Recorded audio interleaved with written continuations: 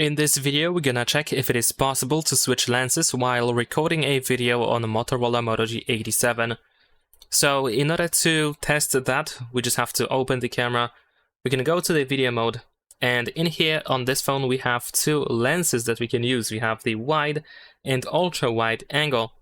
So of course the ultra wide is the 0.5x, which we should be able to do so if it is of course possible to switch lenses. Now I'm gonna use full HD 30 frames per second at first. Let's start recording, and unfortunately the ultra wide angle is gone, so it seems that we cannot really change it like that. Now I'm gonna also test 60 frames per second, but here we can see that the 0.5x is unavailable straight away.